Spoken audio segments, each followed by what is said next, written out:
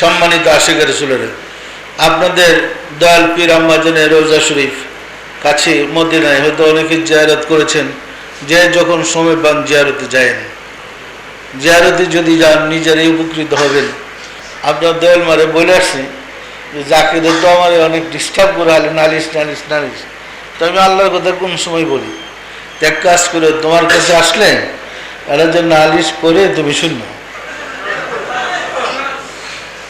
কেউ আপনাদের কাছ থেকে যে আমার কথা, আপনি যদি অন্তর্চক্ষু খুলতে পারেন, অন্তর্দৃষ্টি খুলতে পারেন, জিন্দা ভাই বোন মা বাবার সাথে যেমন কথা বলবেন, চোখ বন্ধ করে ওই রুহারিতে ওনাদের সাথে এরকম সশলে কথা বলতে পারবেন।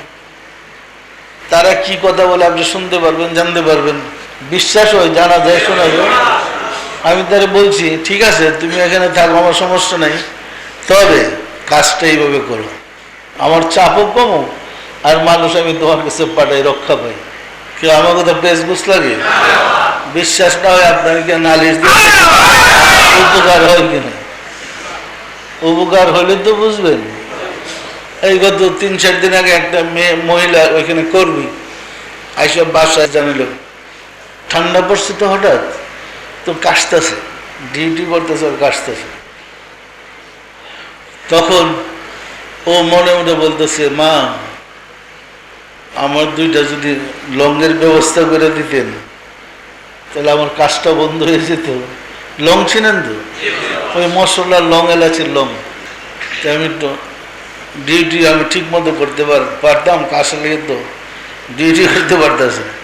রোজার দিকে তাকে দেখে ফ্লোরের উপরে 2টাই লং, এরপরে সে লং নিয়ে একটা মুখে দিয়ে রাখছে, কাজ শেষ, মানে কাজ বলা গেছে সাথে সাথে, আর একটা কাগজে মরে আইন না দিছে যে বাবারে দেখে। কেউ বিশ্বাস হয়ে দেয়? ওইখানে লং পেলে কোথায়?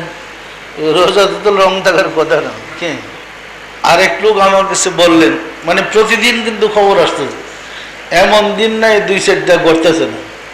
আইসা আমাকে জানালেন যে আমরা না ফরিদপুর থেকে ট্রাকে করে গরু নিয়ে আসছিলাম, ঈদের হাট গেছে না, তো ট্রাকটা গেছে ও গোলাপবাগ বাজারে। তো গোলাপবাগ বাজারে এখানে যখন ট্রাক আসতেছে রাস্তা দিয়ে, ওইখানে লোকরা গাড়ি থামাইয়া ট্রাক থামাইয়া টেন্না গরু নামাইলেছে। ওই লোকটা মনে মনে বলতেছে, দয়াল মা আমি কমলাপুর বাজার আসতে চেয়েছিলাম, আপনার জিয়ারত করব, আমার ভাগ্যবতী আজকাল আপনার জিয়ারত নাই, আমার গরুগুলো এখানে রেখে দিছে। ওই 2-3 মিনিটের ভিতরেই রে বসে হাজির, ওই বেড়ের হাত থেকে টাইনা গরু ছুটাইয়া ট্রাকগুলো রেগুলো, এই তুমি কই নিতে চেয়েছিল গরু?